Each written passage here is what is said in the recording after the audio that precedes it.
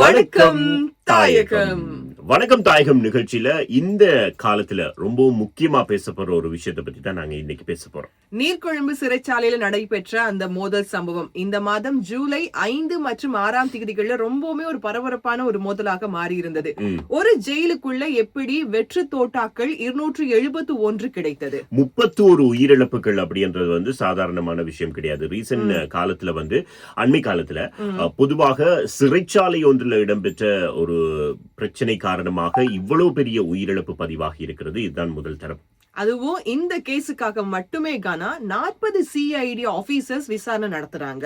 அது மட்டும் இல்லாம இந்த கேஸை பொறுத்தவரையில் இந்த கேஸ்ல என்ன நடந்திருக்கிறது அப்படின்றது தொடர்பாக இப்பொழுது சில தகவல்கள் வெளியாகி இருக்கு. உண்மையிலேயே இந்த பிரச்சனை எப்படி ஆரம்பிச்சது, எங்கே ஆரம்பிச்சது அப்படின்ற விஷயங்களை தான் நாங்க இப்போ உங்களுக்கு சொல்ல போறோம். இத பத்தி ஆல்ரெடி ஒரு வீடியோ நாங்க கொடுத்திருந்தோம். அந்த டைம்ல எங்களுக்கு கிடைச்ச தகவல் என்ன அப்படின்னா, போதைப் பொருள் கடத்தல் கூடிய ஒரு கும்பலுக்கும் கைதிகள் குழுவுக்கும் அந்த போதைப் பொருள் கடத்தலுக்கு எதிரான கைதிகள் குழுவுக்கும் இடையிலான ஒரு மோதல் தான் மிகப்பெரிய ஒரு மோதலாக மாறினது அப்படின்ட்டு. ஆனா இப்ப அண்மைய விசாரணைகள்ல தெரிய வந்த விஷயங்கள் என்ன அப்படின்னு தெரியுமா? அதாவது ஜூலை மாதம் 5ஆம் தேதி காலை வேளையில கைதிகளுக்கு உடற்பயிற்சி செய்யறதுக்காக ஒரு குறிப்பிட்ட நேரத்தை ஒதுக்குவாங்க. இது டெய்லி அவங்க ஒதுக்குறது. அப்படி ஜூலை மாதம் 5ஆம் தேதி காலை வேளையிலும் கைதிகளுக்கு உடற்பயிற்சி செய்யறதுக்காக ஒரு குறிப்பிட்ட நேரம் ஒதுக்கப்பட்டிருக்கு. அது 30 நிமிஷம் தான் வழமையா கொடுக்கறதா. இந்த மோதலுக்கு பிரதானமான காரணம்னு சொல்லப்படக்கூடிய அந்த கைதி இருக்கார் இல்லையா, அவர் போலீஸ் ஆபீஸ் கிட்ட போய் சொல்லியிருக்காரு, எனக்கு எக்ஸசைஸ் பண்றதுக்கு இந்த 30 நிமிஷம் போதாது, எனக்கு கொஞ்சம் அதிகமான டைம் வேணும் அப்படின்னு. ஓகே, போலீஸ் ஆபீசர் அது முடியாது, ரூல்ஸ் அண்ட் ரெகுலேஷன்ஸ் எல்லாருக்கும் ஒரே மாதிரி தான் சொல்லும் போது அந்த பிரதான கைதி என்ன பண்ணிருக்காரு, போலீஸ் அதிகாரிய தகாத வார்த்தையால திட்டி இருக்காரு. அதுல அவர் ஒரு பிரச்சனையை கிளப்புறதுக்கு ட்ரை பண்ணிருக்காரு. இது எல்லாமே பிளான்டு அப்படின்றது இதுல இருந்து தெரியுது. அதுக்கு பிறகு அவங்க ஒரு மாதிரி அவரை கொண்டு போய் ஒரு கூட்டுல அடைச்சிட்டாங்க. அதுக்கு பிறகு கொஞ்ச நேரத்துல திறந்து விடுவாங்க தானே, குளிக்கிறதுக்கு அதுக்கு இதுக்கு இப்படி சாப்பிடறதுக்கு அப்படின்னு அவர் திறந்து விட்ட நேரத்துல அவர் நேரடியாக இருக்கிற இன்னொரு கைதிகள் கூண்டுக்கு போயிட்டு அங்க இருக்கிற ஒரு கைதியை அடிச்சிருக்கிறார். அந்த சம்பவம் கைதி அந்த இன்னொருத்தரை போய் தாக்குறதுலயே 3 பேர் இறந்து போயிருக்காங்க. ஓகே, இந்த பிரச்சனை இப்படியே தொடர்ந்து கொண்டிருக்கிற நேரத்துல தான் அந்த பிரச்சனையினுடைய அடுத்த கட்டம் வந்திருக்கு. அதாவது அன்னைக்கு நைட் என்ன பண்ணிருக்காங்க, கைதிகள் ஒரு குழுவாக சேர்ந்து சிறைச்சாலையினுடைய கூரைக்கு மேல ஏறி வன்முறை சம்பவங்கள்ல ஈடுபட்டிருக்காங்க. அந்த டைம்ல இருந்து சிறை அதிகாரிகள் ஒரு மாதிரி கட்டுப்பாட்டுக்குள்ள கொண்டு வந்திருக்காங்க. அடுத்த நாள் காலையில சாப்பாடு கொடுக்கறதுக்காக போகும்போது சொல்லியிருக்காங்க, கைதிகள் சொல்லியிருக்காங்க, நாங்க இப்ப ஒரு டீமா தான் இருக்கிறோம், நீங்க முடிஞ்சா வாங்க, இல்லன்னா எங்கேயாவது ஓடி ஒளிஞ்சிருங்க அப்படின்னு சொல்லி போலீஸ் அதிகாரிகளுக்கு உள்ள இருந்த கைதிகள் மிரட்டல் விடுத்திருக்காங்க. அதிகாரிகள் அவங்கள கட்டுப்படுத்துறதுக்கு ட்ரை பண்ணி இருக்கிறாங்க. ஆனா அங்க இருந்த கைதிகள் அதிகாரிகளை அடிக்கிறதுக்கு ட்ரை பண்ணி இருக்கிறாங்க. சில கைதிகள் சொல்லி இருக்கிறாங்க, உள்ளுக்கு நிக்காதீங்க, வெளியில போங்க அப்படின்னு சொல்லி இருக்கிறாங்க. இது இப்படியே இந்த பிரச்சனை போய்கொண்டிருக்கிற நேரத்துல ஒரு 10:50 கிடைப்பட்ட நேரத்துல இது ஒரு பெரிய ஒரு பிரச்சனையாக மாறி ஒரு கலவரமாக மாறி இருக்கிறது. அந்த கலவர டைம்ல பாத்தீங்கன்னா சிறைக்குள்ள இருந்த கைதிகள் சிறைச்சாலையினுடைய சில பகுதிகளை தங்களுடைய கண்ட்ரோலுக்குள்ள கொண்டு வந்திருக்காங்க.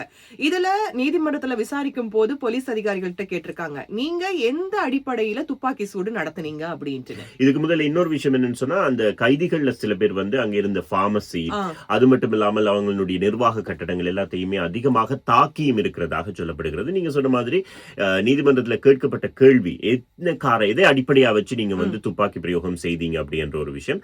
அதுக்கு அங்க இருந்த போலீஸ் அதிகாரிகள் சொன்ன விஷயம் என்ன அப்படின்னு சொன்னா, கைதிகள் தங்களை தாக்கினாங்க, கற்களால தாக்கினாங்க, தடிகளால தாக்கினாங்க, இரும்பு கம்பிகளால தாக்கினாங்க. தங்களை தற்காத்துக் கொள்வதற்கு நாங்கள் முதல்ல கண்ணீர் புகை பிரயோகம் செய்தோம், அதுக்கு பிறகு வானத்தை நோக்கி சுட்டோம், நிலத்தை நோக்கி சுட்டோம், எதுக்குமே கட்டுக்கடங்காத போகின்ற நேரத்துல தான் சுட வேண்டிய நிலை வந்தது அப்படின்றாங்க. சோ இந்த சம்பவத்தின் போது சில போலீஸ் அதிகாரிகள் எப்படி உள்ள சிக்கிக்கிட்டாங்க அப்படின்னு பார்க்கும் போது நிலைமை ரொம்பவே மோசமா போச்சுது தானே. சிறைச்சாலைகள் அதிகாரிகள் மட்டுமே இல்லாம கொழும்புல இருந்தும் அதிகாரிகளை வரவழைச்சிருக்காங்க. இப்போ கொழும்புல இருந்து போன அதிகாரிகளுக்கு நீர்கொழும்பு சிறைச்சாலையினுடைய கட்டட கட்டமைப்பு தெரியாது, எதுக்குள்ளால போய் எதுக்குள்ளால வாரதுன்னு தெரியாது, எங்க போயிட்டு தப்புறதுன்னு தெரியாது. அப்படி சிக்கி கொண்ட அதிகாரிகள் பலர் தான் இதுல உயிரிழந்தாங்க. அதுவும் குறிப்பாக வெலிக்கடை சிறைச்சாலையை சேர்ந்த பலரும் உயிரிழந்ததாக சொல்லப்படுது. சோ இந்த சம்பவத்தினுடைய அடுத்த கட்டம் என்ன அப்படின்னு பார்க்கும்போது நிறைய விஷயங்கள் கண்டுபிடிச்சிருக்காங்க சிறைச்சாலைக்குள்ள இருந்தே. ஒரு T-58 ரக துப்பாக்கி, ஒரு புல்லட் பாக்ஸ் ஃபுல்லாவே 271 வெற்று தோட்டாக்கள். இதுக்கு மேலதிகமாக சிறை அதிகாரிகள் கிட்ட இருந்த 60 துப்பாக்கிகளை இப்போ CID அவங்களுடைய பொறுப்புல எடுத்திருக்காங்க. அது எதுக்கு அப்படின்னு சொன்னா அதை வந்து தடயவியல் பரிசோதனைக்கு கொடுக்கறதுக்காக எடுத்திருக்கிறாங்க. அது தடயவியல் பரிசோதனைக்கு போயிருக்கு. இப்போ என்ன நடக்கு அப்படின்னு சொல்லி பாக்குற நேரத்துல அந்த சிறைச்சாலையில இருந்த கைதிகளை பொறுத்தவரையில் 2417 கைதிகள் இருந்திருக்கிறாங்க.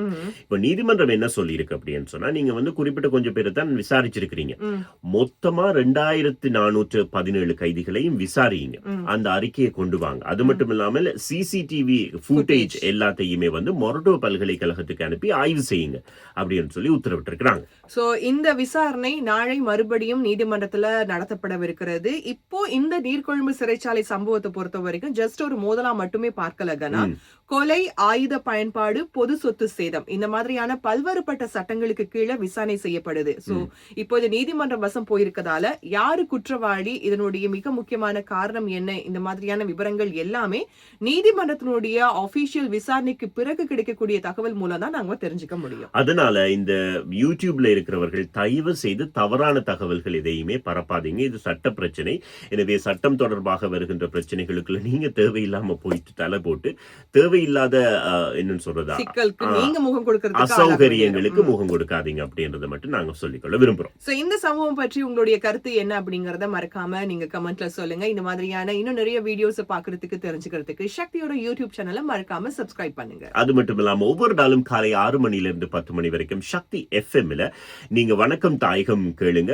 www.shaktifm.com. அதே மாதிரி சக்தி FM ஆப் மூலமாகவும் நீங்க எங்களோட இணைஞ்சு கொள்ளலாம். வணக்கம் தாயகம்.